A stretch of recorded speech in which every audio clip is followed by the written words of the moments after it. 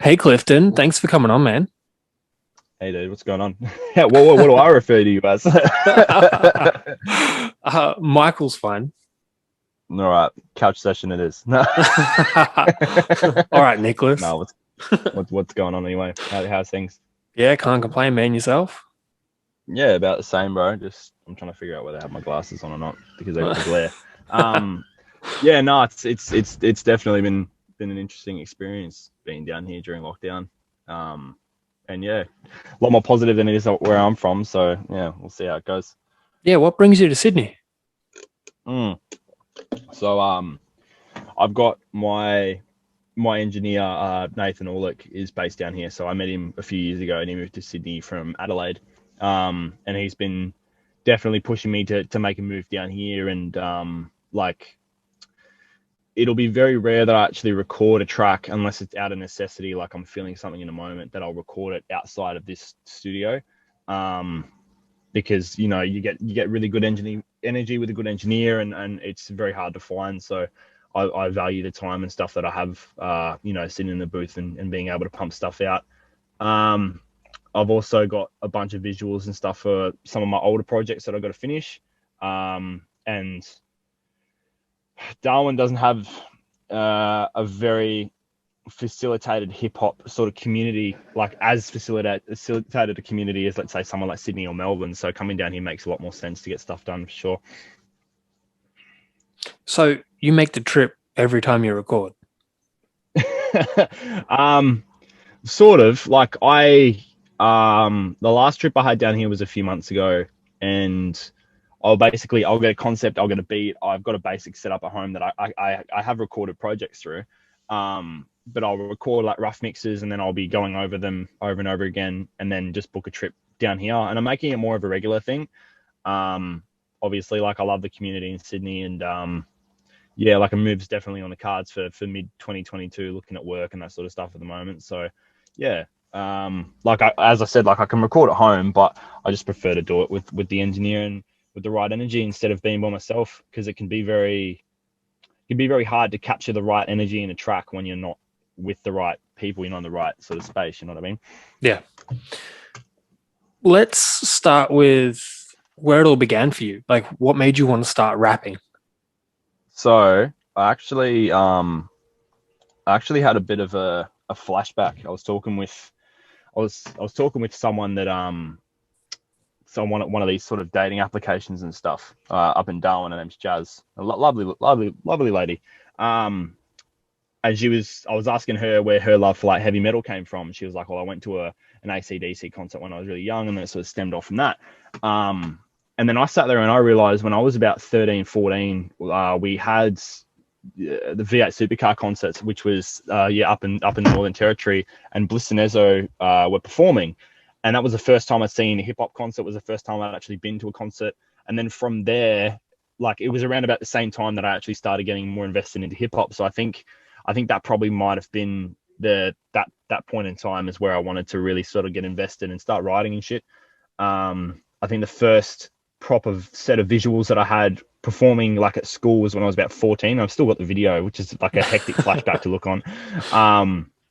This tall, skinny, like half my size white kid who's just like trying to rap in the middle of school. Like, no one 10 years ago, no one gave a shit about Aussie hip hop. You know what I mean? So they were Yeah. just like, hey, this guy, you know what I mean? But yeah, like I was in. I've had some people saying it'll hurt my street cred, but I really don't give a shit.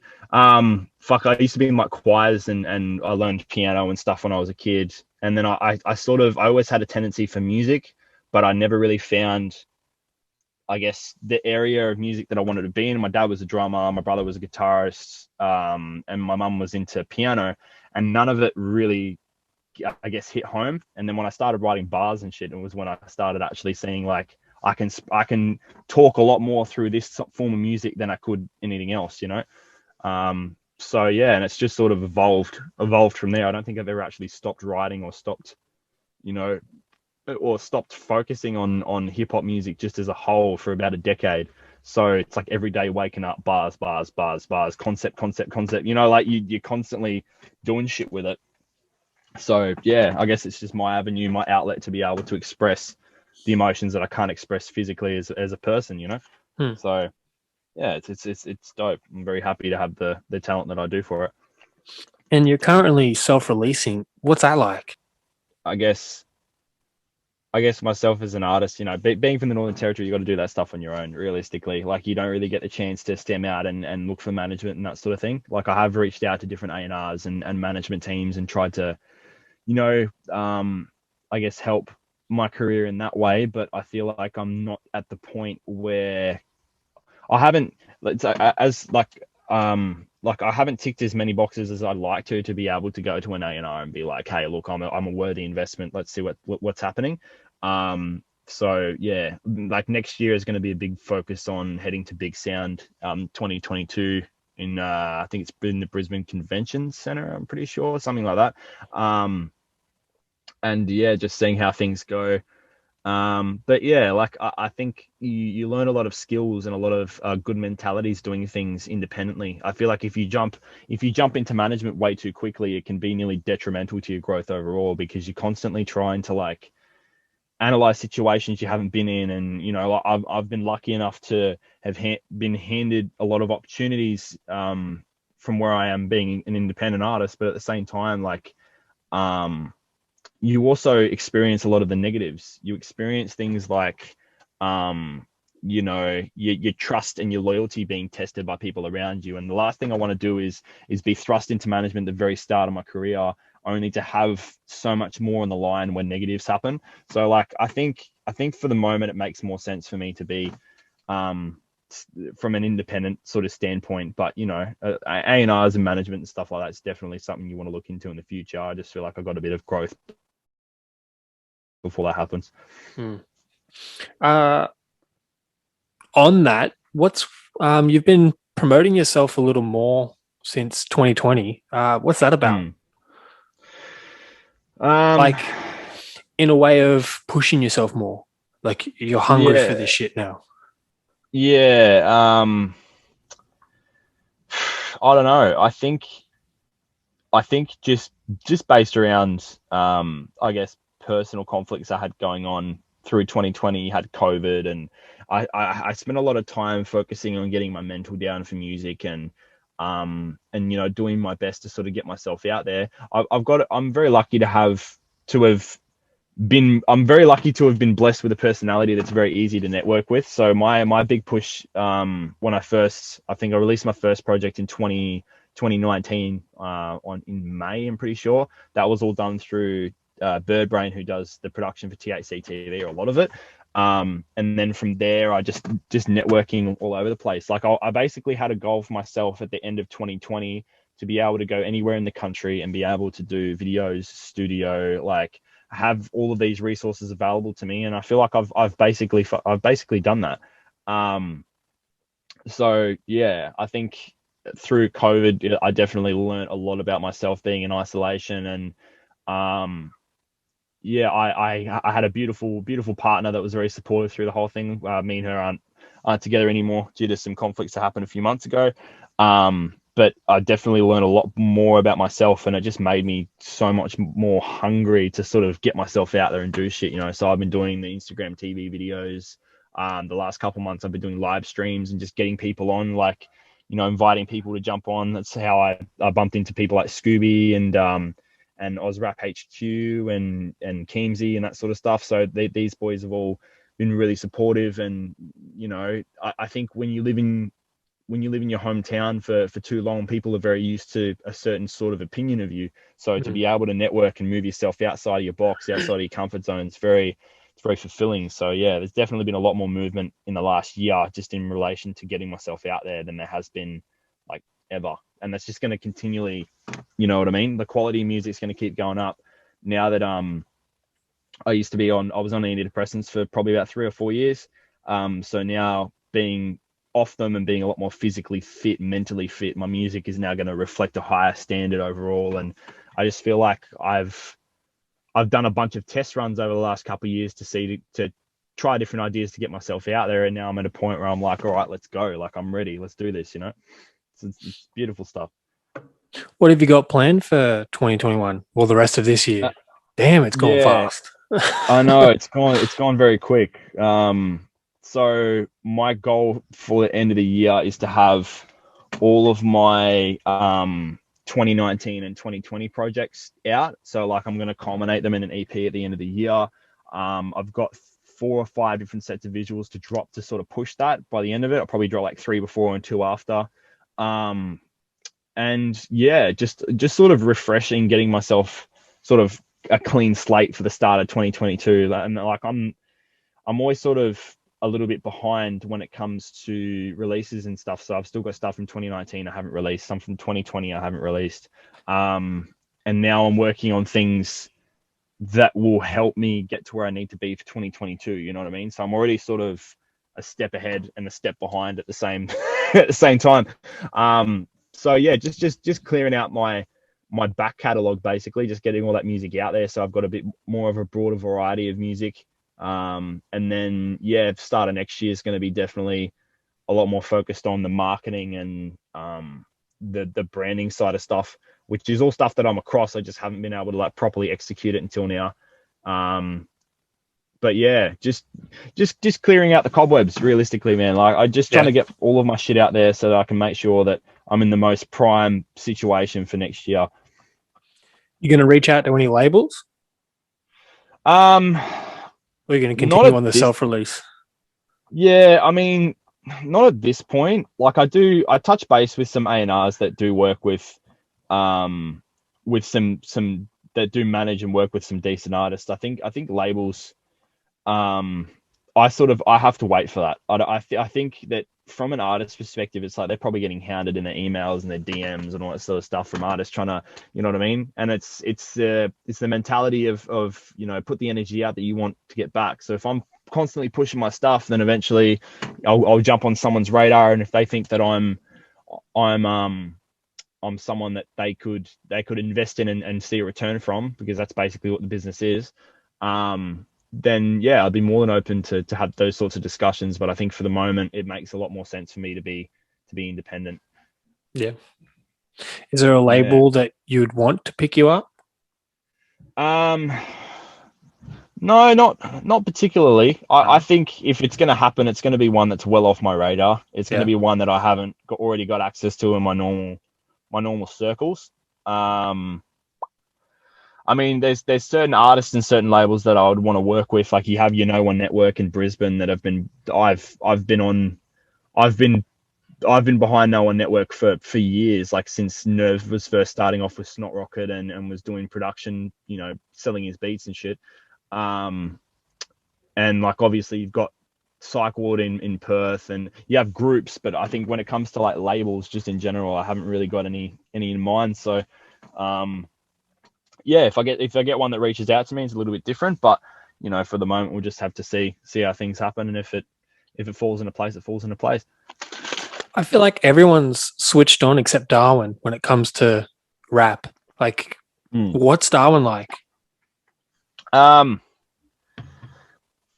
it's yeah, because this question comes up a lot too. Like I did another podcast with BRL from down in Perth, and he said he was asking me questions like are you gonna be the messiah of NT hip hop sort of thing? Because I guess from maybe not messiah, but he was like, are you gonna be the one to crack it open? Yeah.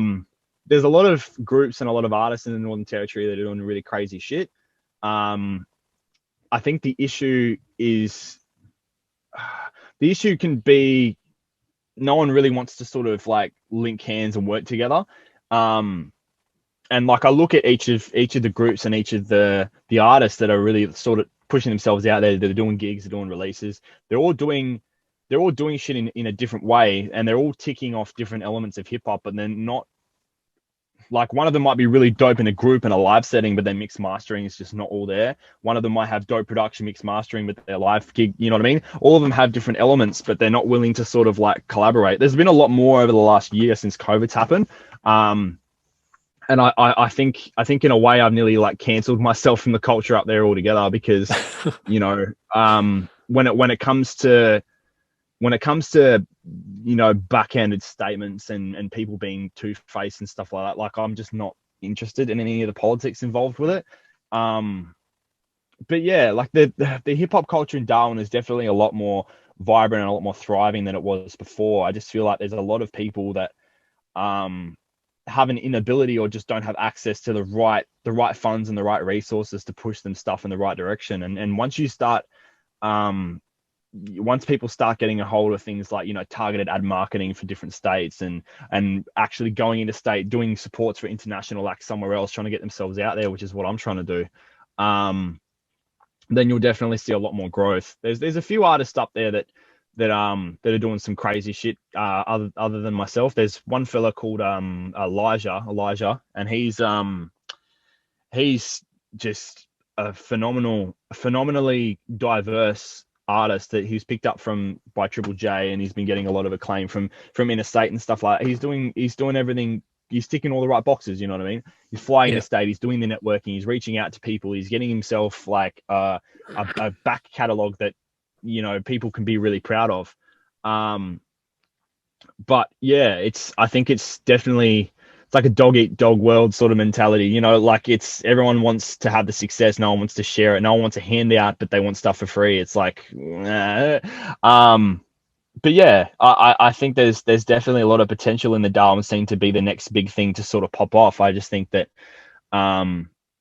there's a lot of personal beef and a lot of stuff that needs to just be put aside to then sort of make way for the bigger picture before any of that happens. And kudos to everyone else that's doing shit up in Darwin, and I do have a lot of mates that are in the industry that are doing stuff, and I've got a lot of mates that I'm not mates with anymore that are doing stuff, but we're all in our own lane, and it'll take one artist or one group to sort of crack everything open, and then you'll just open the floodgates for shit, because we've had Cursor and Chillin' It. Cursor's never been up to Darwin throughout the last like 6-7 years that he's been active, rolling around doing tours.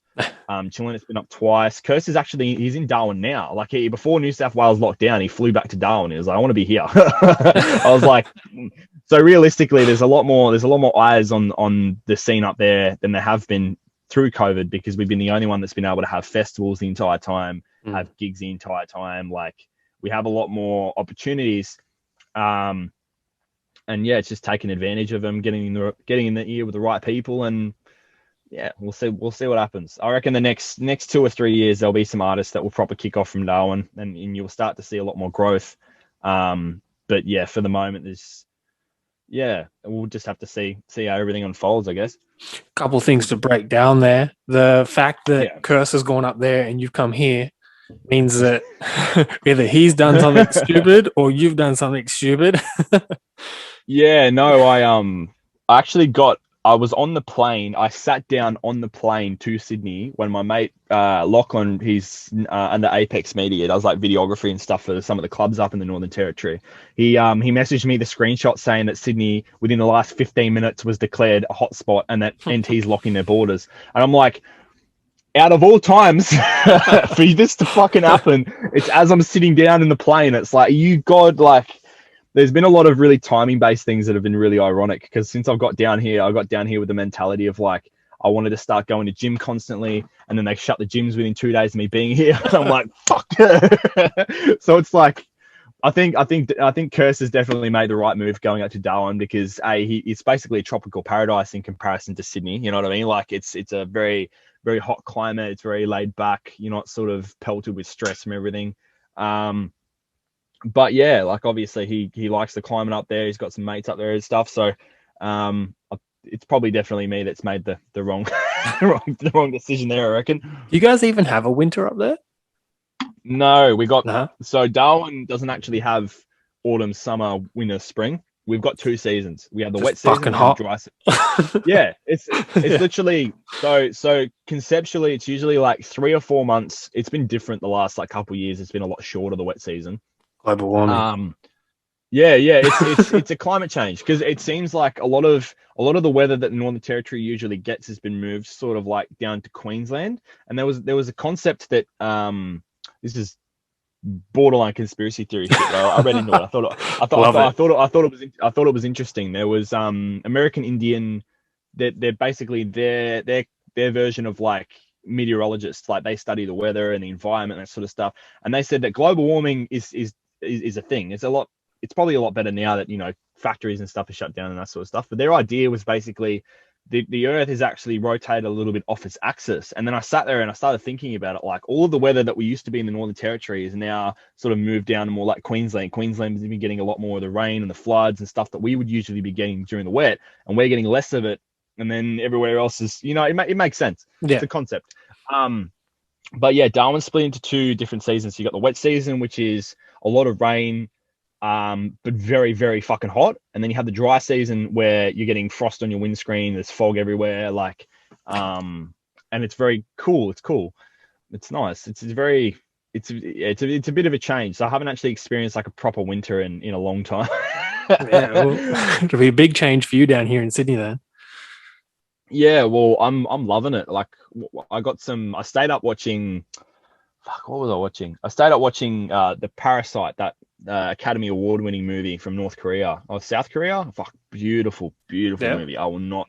It's a gorgeous, gorgeous movie. It's like these guys basically, they start working for a rich family and they're trying to like move their stuff in slowly to take over, and then they realize there's actually like a wife and a husband living in the basement downstairs that have been there the whole time. There's like all this, bro. It's actually so fucking cooked. It's ridiculous, but it's an amazing insight into stuff over there, because that shit actually happens. Like that stuff's based on real life scenarios that Korean sort of middle class and lower class families actually experience. But yeah, I was literally out the front and getting Uber Eats, and I sat there and I breathed and I saw sort of fog come out my mouth, and I was like, oh my God. Like it's amazing. It's an amazing feeling, because I haven't actually had that happen in ages, because you don't get that in Darwin. So I was sort of just sitting there with the Uber Eats driver sort of walking up the driveway, and I was just like, he's just looking at you like, who the fuck? just loving it. I was like, fuck yeah, this is dope. But yeah, like I'm from Melbourne originally, bro. So like my ideal climate is the cold anyway. You know what I mean? I don't think I ever really climatized to Darwin. I sort of just put up with it. Why the move from Melbourne? Oh, just family. Like my mum had her father up in Darwin, so we moved to be closer to him. And obviously, we lived around like Dandenong, Mulgraves, Noble Park, sort of like East Melbourne. And they just saw it as a change. So, and like I wasn't at that point in time, I wasn't really doing too well at school, like socially or anything like that. So they just went, well, we may as well just pick you guys up and move everything to Darwin and try again. You know what I mean? Which is dope. And I'm glad that I didn't spend my childhood I didn't spend all my like early adulthood in Melbourne like I would have, because, you know, a lot of my mates and stuff from down there have been getting onto harder drugs and, you know, trying to get peer pressured into stupid decisions. And I feel like I probably wouldn't be as strong a character if I didn't make that move. You know what I mean? Darwin hardens you the fuck up. Like it really does. Just being in such a hot climate, you just sort of, yeah, it's definitely a place to grow your character. But yeah, don't stay there forever. That's my tip. Back on what you said before, you did say you were making moves. I seen you were on a lineup with Cogs. How did that happen? Oh yeah. So the lineup before me and Cogs have been we've been touching base with each other for a little bit. I dropped a comment on the status ages ago, and we had a little bit of a falling out. But like I think overall he's been someone that sort of kicked me into gear a little bit. And he gave me the opportunity, offered me a lineup on the show probably about a month and a half, 2 months ago. And he was like, just get down here. Like, we'll lock everything in. I'm really keen to get you down. There was some personal conflicts that I had with the, like, just to getting me to the actual gig. So unfortunately I had to pull out of it. And then, flying down here, I got locked down anyway. So even if I was on the lineup, I wouldn't have. My plan was to go Darwin, Sydney, to Sydney, Perth, Darwin, and I wouldn't have been able to do that anyway. But yeah, like I've got a lot of respect for him, and he's got a lot of respect for me, and we definitely. There were some times where, you know, we'd be on the phone just talking for an hour or so about just personal life shit, you know what I mean? And it was really refreshing to sort of an artist that I, in a way, really, really looked up to and really respected, that was also going through, you know, not entirely similar, but very relatable sort of personal things in comparison to my own circumstances. So yeah, it's just, I don't know. I think I reached out to him. I asked him a question about like just the industry and his concept on music, and I didn't expect him to respond or anything. And he sent me this massive just letter of a thing, and I'm like, mate, that's just love right there. You know what I mean? Yeah. Like I've taken on so much of his critique and so much of his criticisms towards how I move and what I do. And one of the biggest things that he sort of taught me as an artist was just like, you make the music. Like people will come, just focus on making the music. That's all that matters. Don't focus on any of this la-di-da fucking lights, camera, action shit. Just focus on making the music. And so I think that's where a lot of the hunger from that and a lot of other things is where a lot of the hunger came from last year, with me just going, all right, I need to start, like I turn 25 next year. So it's like, for me, I'm still sort of in the middle of it, but at the same time, I'm sort of, I'm running out of time to sort of capitalize on all of the shit. So yeah, but shout outs to Cogs. He's definitely given me a lot of insight. And I hope that Perth gig ends up going through, because I know they had reduced capacity due to COVID and that sort of stuff. So we'll have to see what happens. I'm not as plugged into the Oz rap scene as you, but is Cog still independent? I think I think independent, yes, but I think he has distribution and stuff handled by a certain entity. I'm not sure. Like, I guess he would be classed as independent. He's through Psych Ward, so like he has a lot of the resources and that sort of stuff. But it's actually a very good question. I didn't think about that. He's definitely.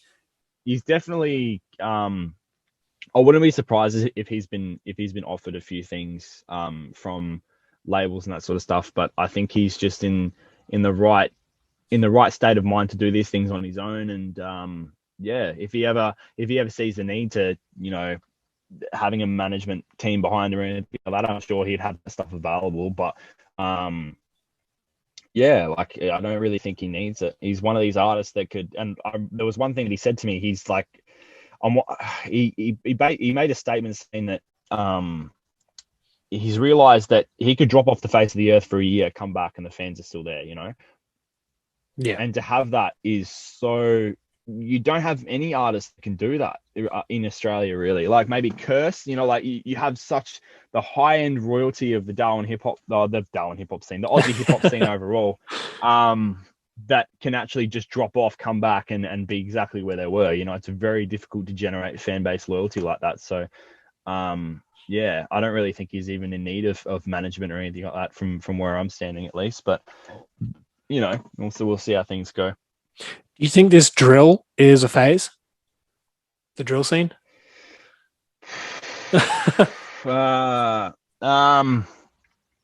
Yes Speak and no. lightly now. Let's try not to get cancelled. Yeah. I think because I did a lot of research into drill and where its roots came from over in the UK.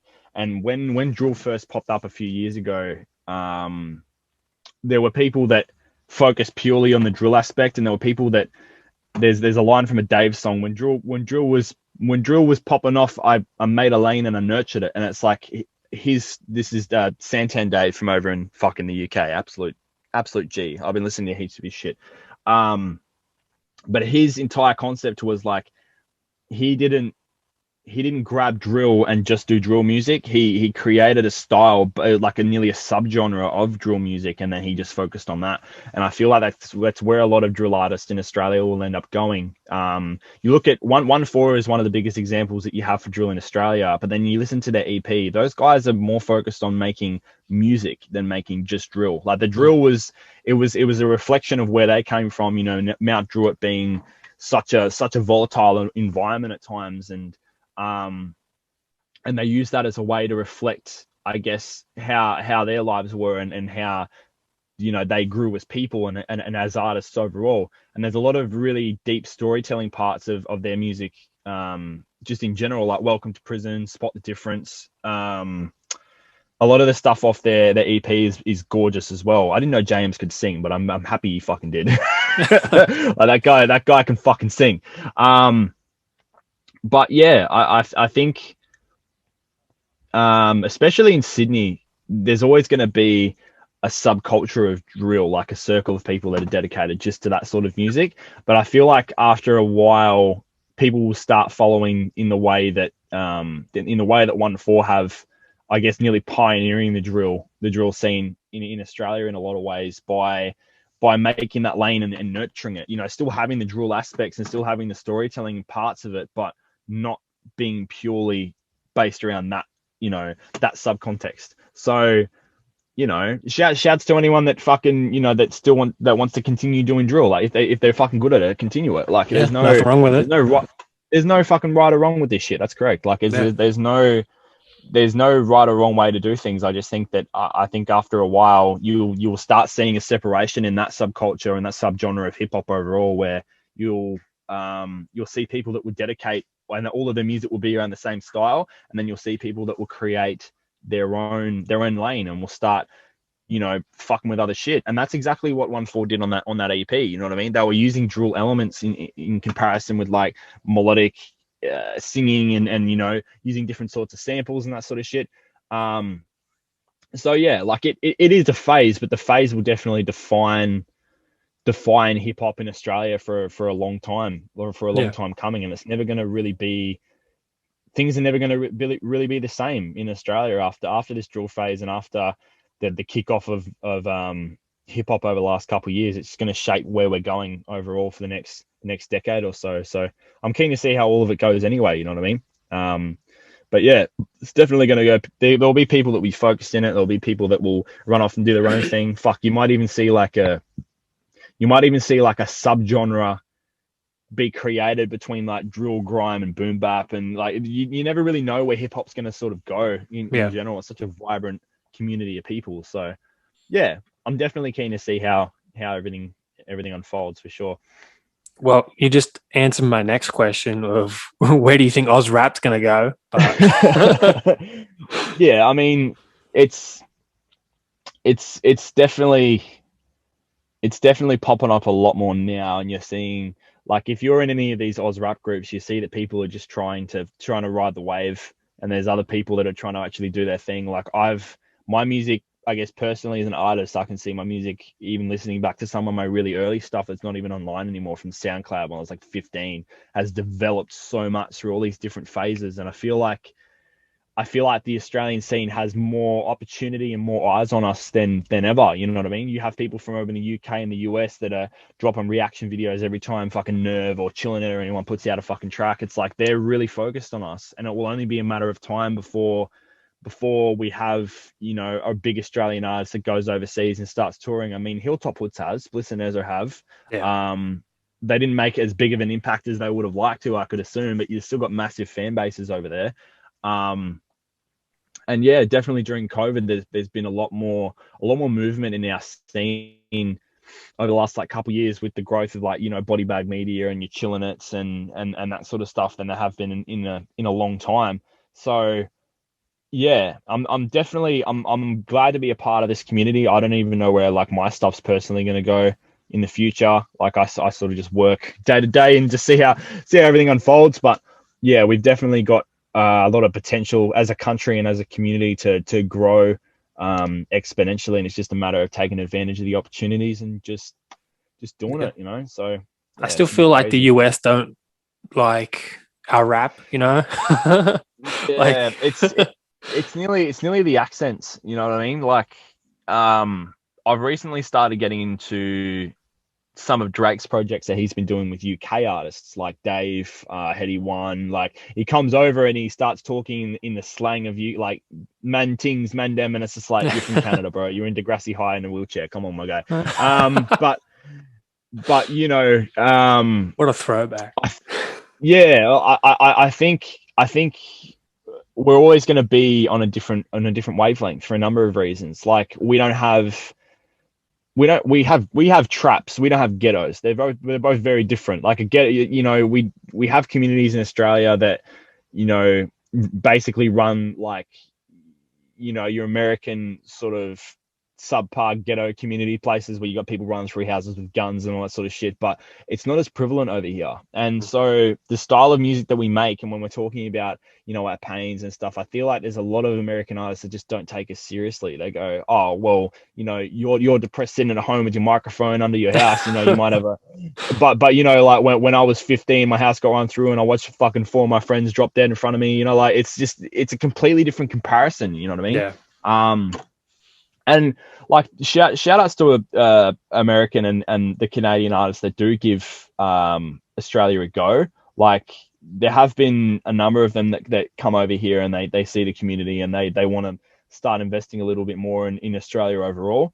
One of the biggest doors that we had open, I guess, as a scene connecting to America, connecting to Canada, was the battle scene, like with King of the Dot, with 60 went over there originally, and then Dundee went over there, and then you had connections between the UK and Australia and America and Canada, and they're all sort of, so yeah, but it'll take a little bit longer, but Americans definitely seem to vibe with the energy that we put out as long as we sound like them.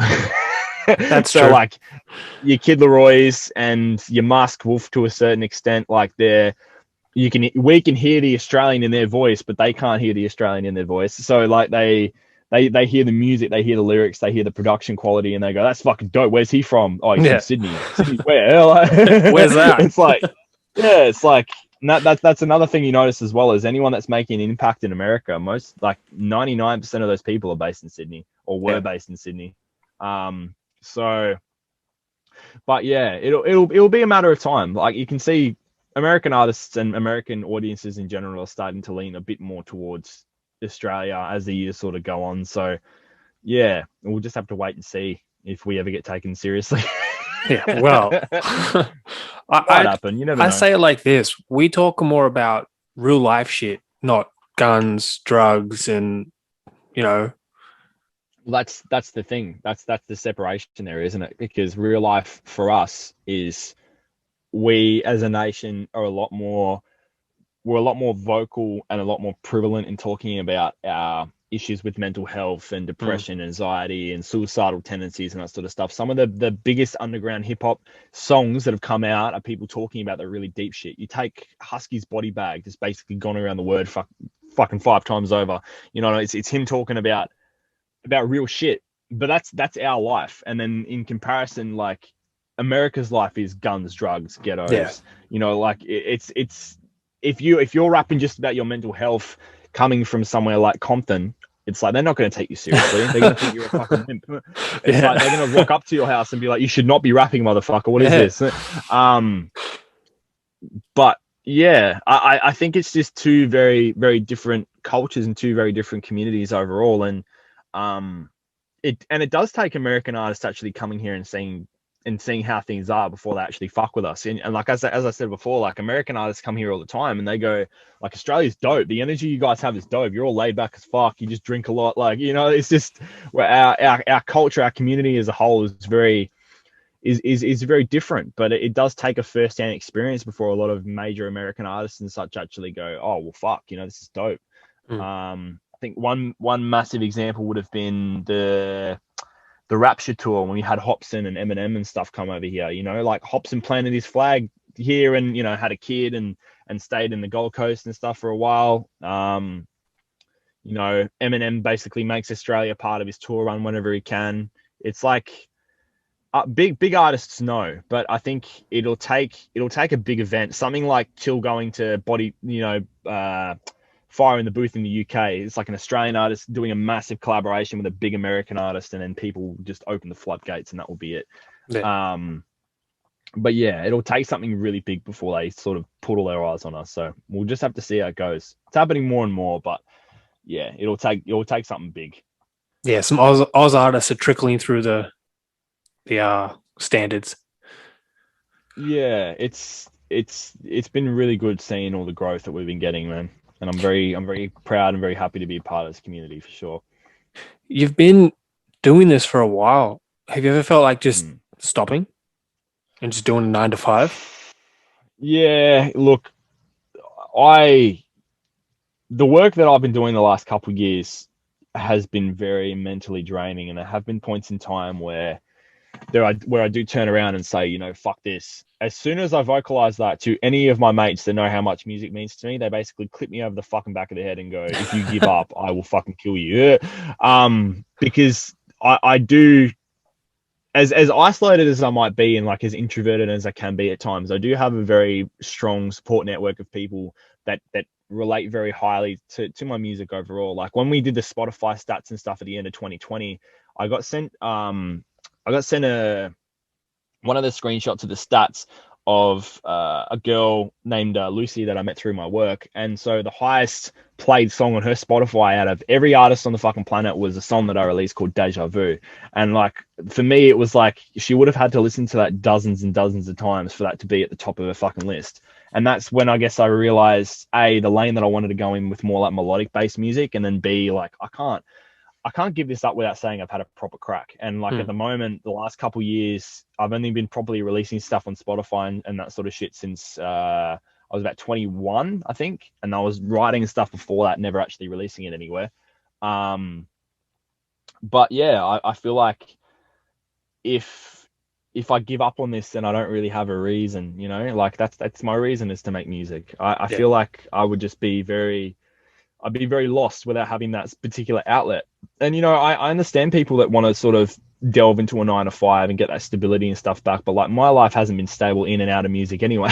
So it's like, but yeah. And you do have artists that sit in a 9 to 5 and still do music as like a hobby. But it's like, if I'm going to do this properly, then I need to be dedicating all my time to it. I need to be putting 110% into it. I need to be, really hyperactive with it. And I have said to myself that by 30, I need to be able to look back and reflect and see achievements and maybe take a step back from it for a year or two. And you know what I mean? Like I have milestones that I need to hit and age brackets that I see myself kicking these particular goals in.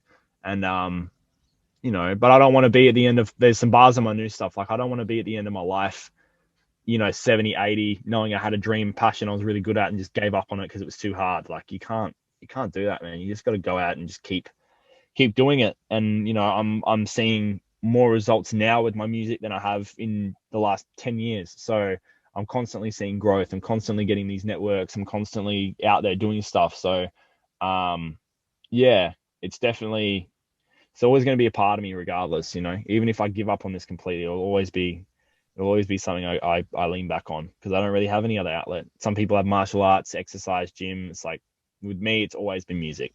Yeah. Will always be me. Who needs a gym? Yeah, I mean, like I want to get fit, but the only reason I want to get fit, besides like the physical, mental health side of things, is so that I look a lot better in music videos. I look a lot better on stage. Like my mate Norlick, my engineer, made a good point of saying that, if you're this big fucking dude and you're rapping about real shit, people they're obligated to take you seriously. But no, it's definitely it's on the cards with I guess yeah, I've got to give 110% into this and just see what happens. And if nothing happens of it and I fall short, it's like I did it. Well, look at it like this. Was it Lucy that you said? Yeah, yeah. Yeah. You know, probably your biggest fan. You don't know, but Mm, she was fucking with your shit. If you gave mm. up, that would have been one person who didn't vibe with that track. Yeah, So it's it, there's it's always like that, fans bro. somewhere, but they just never reach out, so you don't know. Yeah, like I look at my Spotify stats, for example, and I don't run amazing numbers by any means, but I see places and locations, and I sit there and go like, there's one dude that plays my stuff non-stop from fucking Adelaide, and I'm like, I don't know anyone from Adelaide that listens to my shit. Who the fuck? Like, what did It's like that, and all it takes is one song being shared by one person to make one fan. You know what I mean? Like Mm. one of the mentalities that I got taught really early on was 1,000 loyal fans are better than a million 50-50 half-ass fans. If you have Yeah. 1,000 people that's sharing every single one of your songs, buying all your merch, it's like, dude, you've done it. You know what I mean? So yeah, it's very, yeah, I don't know. It'll be interesting to see what sort of growth I can come up with in the next couple of years, but um yeah, music will always be a really big part of who I am for a number of reasons, handling my emotional trauma, my emotional stress and that sort of stuff, and giving other people some relatable content that they can reflect on their stuff with. That's what I want to do with myself. So yeah. Well, I did read that you went through the housing system. Yeah. Yeah. What's that like here in Australia? Um the housing system in Darwin is it's very weird. So it's a small enough place that you can survive nearly not comfortably, but like there were moments where I was just walking around all night without anywhere to sleep, just walking from A to B till the sun comes up, and then just starting my day, like pretending like nothing happened. Um, and there were times where I'd have, at 16, 17, when when all of that shit was happening, I was having people that were putting me up for like a week or so, and then oh, my parents can't have you here anymore. You got to move on, sort of deal. And it's like I had a lot of really supportive people that did help me out a lot through that, and that was all waiting for the housing system to actually open up, because there's such a limit to like the resources and stuff that they have, especially for youth, like homeless youth in the Northern Territory is a massively understated thing. Um, but yeah, so like part of the system that they put you through, they'll have you in a sort of like a mediary area for about 3 months. Then if you can prove that you can self-sustain, you can cook your own food, clean yourself, like do, if you have the basic life skills that they can try to teach you as a young adolescent, which a lot of that stuff I already knew myself. Then they will look at moving you into an apartment, a subsidized apartment based on settling payments, and you can move in there. They also try to get you into the public housing system, which is a little bit different, because obviously public housing crosses between adolescence and adulthood. But I didn't actually hear back from public housing until about 4 years later, and they still messaged me going, "We have public housing available for you." And it's like, dude, I'm 24. I applied Yeah. for that shit when I was 16. Yeah, like the fucker. Like 8 years later, like, yeah, man, we've like I have addresses, because I had to constantly change my address when I was doing that. I had addresses that I was staying at that are still getting mail from the public housing system saying, yeah, no, they say you've got something available for you. And it's just like, yeah, well, if I want to save a fuckload of money, I'll let them know. Like Yeah. just like $100 a week. So yeah, this system up there is definitely, it's not adequate enough for the big hits that it does get. You then also have adulthood homelessness, which is primarily, from my experiences, is middle to sort of old elderly aged indigenous population up there. So when they close communities and they open dry communities, which means they can't consume alcohol within this particular area, a lot of these indigenous people see it as a violation of, I want to be able to sit at home and have a drink, sort of deal, or get really fucked up. Like, it really doesn't, like Yeah. they believe they need to have the right to be able to do that, and that's fucking fair enough. Like, I'd be, if Well, I had something I was really passionate about, if someone said you can't record music in this house, it's like, well, fuck you. Like, yeah. Well, find me another house. yeah. But since they've been closing these communities, and through COVID, you start seeing, because you're like in such a small town, it's half an hour from one side of Darwin to the other. You start seeing the extent of homelessness from that particular group, that particular culture, just starts going up and up and up and up and up. And like, I remember there was one night I realized it. I was about 16, 17. This is when I used to smoke a fuckload of weed. I was parked like around the corner from a Hungry Jack's, just sitting there having a feed. And there were like maybe two indigenous ladies that were laid up against the wall with, blankets, pillows, all that sort of stuff. About 3 or 4 years later, same spot, same situation, same area, same time, there were like 20 indigenous people that were lying in that wall. And so it amazes me that, and look, that's a massive fucking subject too, because I Yeah. understand that the NT government gives the homeless population and the indigenous population a lot of resources, and there's a lot of debate there as to, like, are they being treated correctly? Can we do more? Like, are these resources being used adequately? But yeah, and that's always going to be a massive divide between, I guess, the Darwin population that has adequate housing and is able to find work versus the parts of the population, indigenous or otherwise, that can't. So yeah, I definitely got a massive wake up call being thrown into that system from, from 16 or 15. And yeah, I'm glad that I had the opportunity to see a lot of that firsthand without being, I guess, without the resources to be able to still be going to school and, and doing everything. Like I had enough support to make that work to a lot of extents. Whereas a lot of people don't have that, like if you moved into state and then you're kicked out of the house, you don't know anyone here. Like you're just walking Yeah. around, you're sleeping in parks and shit. You don't have, so yeah, it was an eye-opening experience. I've had a lot of them. Like I worked as a cleaner for a few years in mine sites and shit. And it's like scrubbing toilets, mopping floors, ripping bins, that sort of shit, cleaning laundry. And that gave me a massive insight into a big side of the world that a lot of people underestimate, which is the people in the background that are making things work on time and work efficiently, Um, so yeah, I guess that's another story in itself. So it But sounds like music's been a big part of your life then. Like I hmm, assume when going through all this, you would have had just absolute rap beats going on. yeah, I used to have one of these. I used to have an iPod Touch back when iPod Touches were a thing. It was like this old, like big crack in the middle, and all I used to do when I had nights where I knew I couldn't find anywhere to go, or you know, I wasn't 100% sure where I was ending up, I'd just have headphones in, backpack on with like a change of clothes. I'd probably have a suitcase sitting at someone's house somewhere I can go back to and grab shit from. Um, and yeah, it was just me writing music. I don't have any idea where that fucking iPod Touch went. I think my brother might have stole it off me at one point.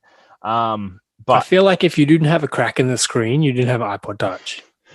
Like they all had a crack, every single one. those things were fucking useless. Like I'm happy that like I'm not one of those people that just gets angry and throws my phone around because I'd be fucked. Like yeah, like I think I've only had like maybe one or two phones that I've broken like beyond repair in the last 10 years. So like I'm doing okay. But like I know people that break a phone every 3 months. It's like, stop being so angry then. Put your phone down when you have a tantrum, my guy. Like, don't just like throw the Fuck, that phone at a sounds wall. expensive. It does, man. They're like, you think of how these phones cost, how much these phones cost outside of buying them, even buying them outright. This phone here is like 12, 1,300 bucks. And I got on Hmm. like a plan. So I pay like, is it 70, I pay like 130 a month or something for my plan, for my phone insurance and all this other shit. And then you have people that just break phones all the time. It's like eventually the insurance on your phone company is going to realize, like, hang on a second, he's got a problem. Let's start replacing his fucking phone. Um, but yeah, I think music in a lot of ways has been a very powerful stabilizing agent for my life, just overall.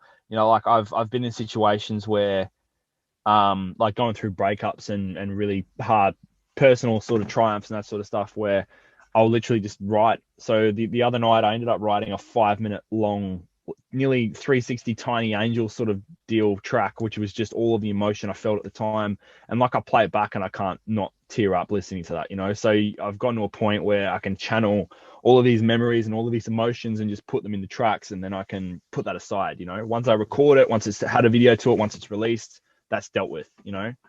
Um, yeah, it's crazy. It's crazy stuff. So we have that to look forward to then. A deep Yeah, emotional yeah. track coming through. That'll be a big one. Yeah. I'm spending. I've got the concept for the video down. I've got the videographer down.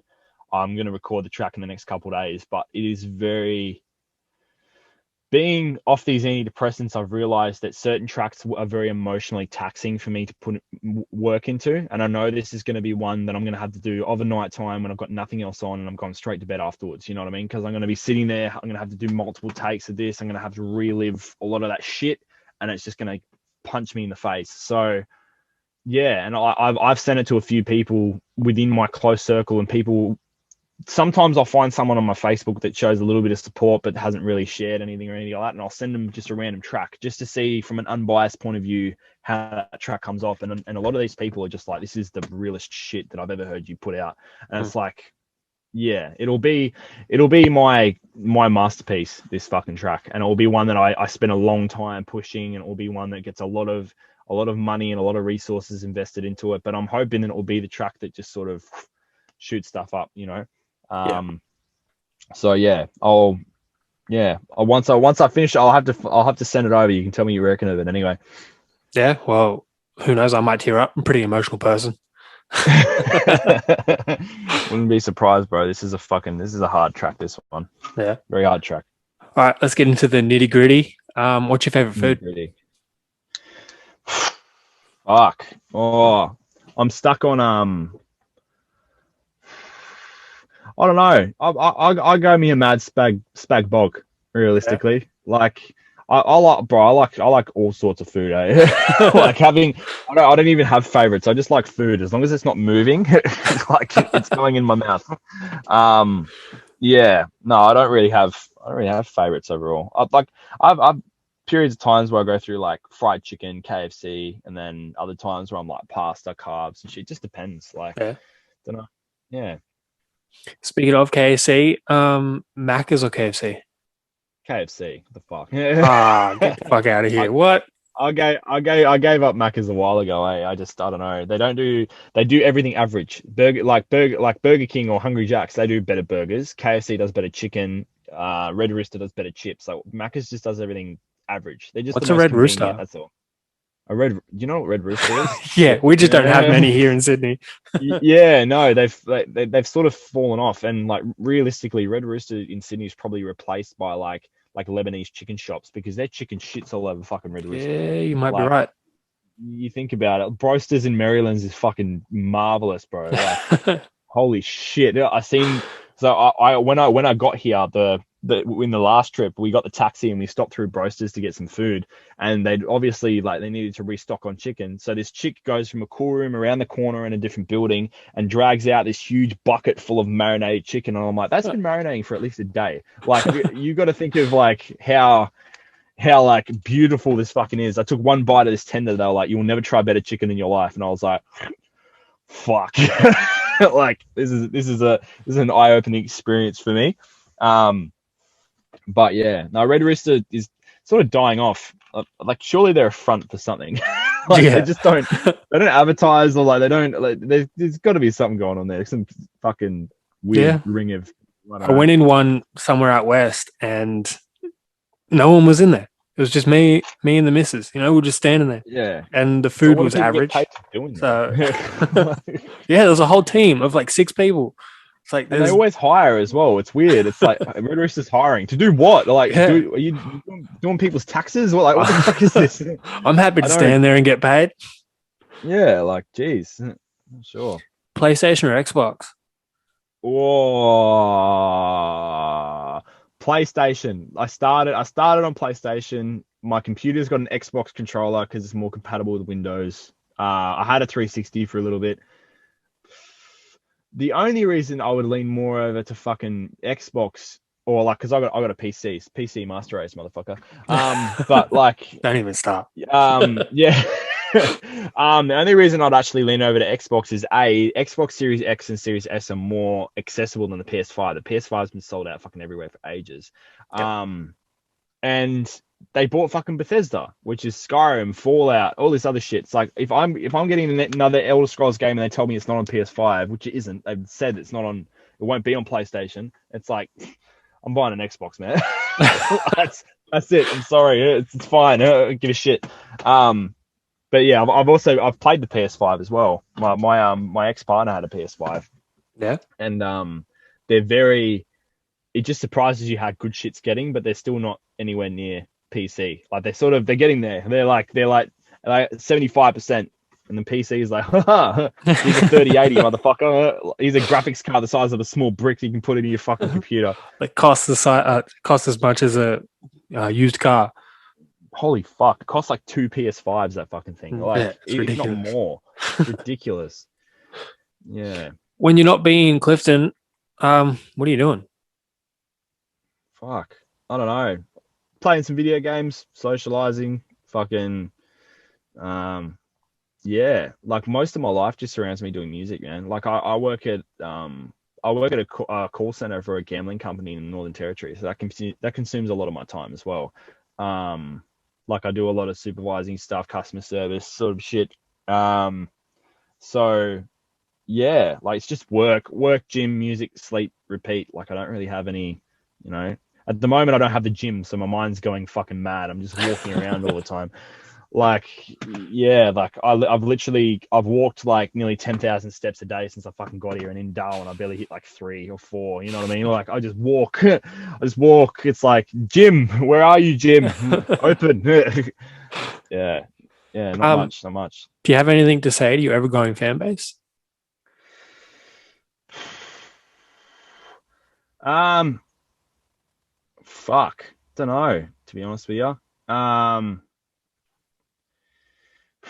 I want to lean on some corny shit like "Don't let your dreams be dreams," you know. But like, um, if you're okay, so a little bit more of a personal one. If you know of anyone that's struggling and is talking to you about antidepressants and what they need to do to sort of get better mentally, for the love of fucking God, please don't refer them to things like SSRIs and shit. Like, don't. It, you go to a doctor and you're prescribed antidepressants because it's the easiest way to stabilize your head, but there's always going to be underlying issues. So where you can, reach out to counseling services and psychologists. I understand that it's one of these things where you don't want to be palming off your issues, and you think, well, going to talk to someone else might be a weakness, and you don't want to put yourself in a situation where you have the weakness that's sort of being exposed in front of you. But being able to have someone who's professionally trained in talking about this sort of stuff it's so ideal. Like I started going to a counselor a couple of weeks ago, um, to deal with personal shit that I've left unresolved for such a long period of time. And one big thing that I've sort of realized from doing that is, just because things are doesn't mean they have to be. Yeah, fair enough. If you've got fucking an arm chopped off, like even then, prosthetics, man, it happens. Like they're generating, yeah, but there are permanent things that you can control, and there are things that you can't. If Hmm. you can isolate the things in your life, like your mental stability, your physical health, and these sorts of things that you can control, your value of life will just go through the fucking roof. And that's definitely something that I'll always advocate for, and I'm always saying in a lot of my posts and in a lot of my music and that sort of shit. If you ever need a hand or you need someone to talk to, like, just reach out. You know what I mean? Like I've experienced a lot more than anyone fucking my age and in my jurisdiction really fucking should or should have to experience. And yeah, if I can help people with music, or I can save. If I can save one life, or I can save one person from making a stupid decision, then I've done my job. You know what I mean? I'm happy with my life. Um, so yeah, prioritize mental health and just make sure that, if you're seeing people struggling, don't be afraid to reach out. Heavy. Like that just left me Heavy. speechless, man. Like, geez. Like, yeah, no, you make a great point. Mental health is no joke. Like, people can reach out, there's Mm. people to talk to, and it's not a weakness to be able to talk to someone about your issues. I think there's people out there that have friends or experiences where they've seen depression be overstated in the sense of like someone using suicide to catch attention, or Mm. saying that they're depressed to be part of a demographic.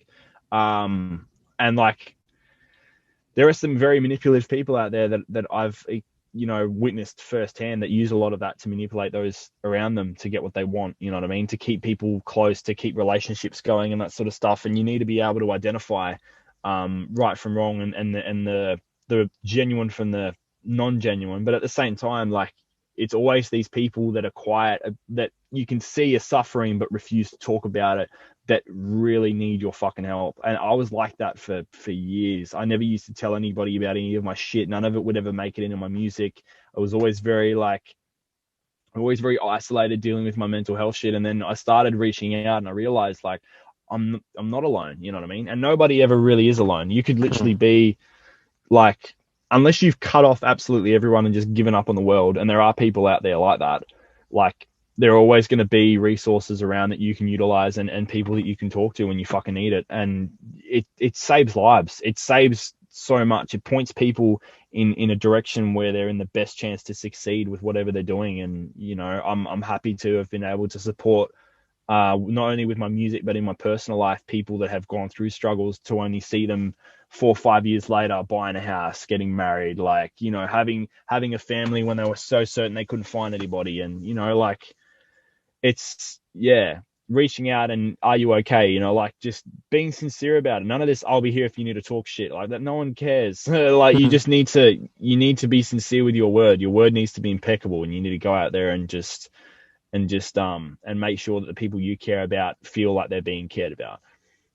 But it's not even, I don't want to continue on this, but it's not even saying, are you okay on Are You Okay Day? You know what I Yeah. mean? It should be a Yeah. consistent thing. It shouldn't be a day. It should just be Yeah.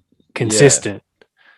But It's like the mentality of when your work says that they're prioritizing mental health, but then you're getting pounded into the ground with work every day, or like when your partner says that they really care about you, but then their actions don't reflect that. Like you need to be able to recognize when you're falling, and you need to be able to recognize you need help. And once you do that, once you recognize that there's a problem, you can start to work towards fixing it. It's like through a lot of my childhood, I was very, it's his fault, pointing blame at people. You know what I mean? He used to fucking run my mouth like a motherfucker, and I handled my shit, but I paid for all of that. But at the end of the day, like if you don't identify that there's something going on or there's a problem, whether that's with you or someone that you personally care about, and you're not willing to go that extra mile to make yourself look like a bit of a dick by pushing the point and trying to help them out, then you risk something really horrible happening. And like I think at this point, most of us have been affected by suicide or by people, losing their fight with depression in one way or another, whether that's just giving up on life or giving up their life. And I want to make sure that the people listening to my music or the people around me do their utmost to try to prevent that. And that's what I live by. You know, yeah. Definitely something I'm very passionate about. And to follow it up, to anyone who is not following you, what do you have to say to them? You're lost, mate. No. Followers get this big spiel, and it's just like no. I mean, like everyone's got their own circle. I mean, for me, it's like I'm all about listening to new music. So you'll see over the next like year or so, my stuff's going to get a lot more diverse. So I'm going to be touching in a lot of different circles I wouldn't be able to access. Like I've got a deep house track coming, for fuck's sake. I'm going to send over to like Russia and like Poland and shit and see how that goes. But yeah, I'd just say if you're not following already, you should jump on the train and tap your Opal card on the way in, I guess. I only bought one the other day. I just wanted to drop a line about them because they're pretty cool. Do they not have that in Darwin? No, we got Mikey, not Mikey cards. We have, I don't even know what we have. I haven't been on public transport in ages. They're just a tap because we don't even have trains in Darwin. We just have buses. So it's like, you said it's like a 30-minute trip each side, like to get to the other side of Darwin. Yeah. It's like from the Darwin Harbour down the road here. Yeah, like from Darwin Harbour on the very far north peak of Darwin to the very furthest peak of the edge of the city is literally like a 25-minute drive. There's one highway that goes from one end to the other, and you get there in like half an hour max. That's it. Yeah, Sydney traffic's it's so a far bitch. to drive. Yeah, no, I haven't experienced rush hour Sydney traffic yet. I experienced like mid sort of afternoon traffic, and I look around and I'm like, this is busier than rush hour in Darwin. Like Darwin rush hour is like midday driving down the fucking highway. Like it's nothing. I sit here and go, I get road rage about that. Like what the fuck? Jesus. Yeah. Before we wrap this up, where can we find you? In your mum's closet. No, fucking fucking everywhere. Like if you type in Clifton, I think the first thing that pops up is like Triple J, Spotify, Apple Music, SoundCloud, YouTube. You want to fight me? No, find me wiping my blood off my Nikes. Just everywhere. Like I don't know, give me a Facebook or whatever. You pump my last name into anything, it pops up with fucking Queensland. There's a suburb in Queensland called Clifton Hills. So Clifton music basically everywhere. Yeah. Or just down in the description. yeah. Drop the link. The links are below.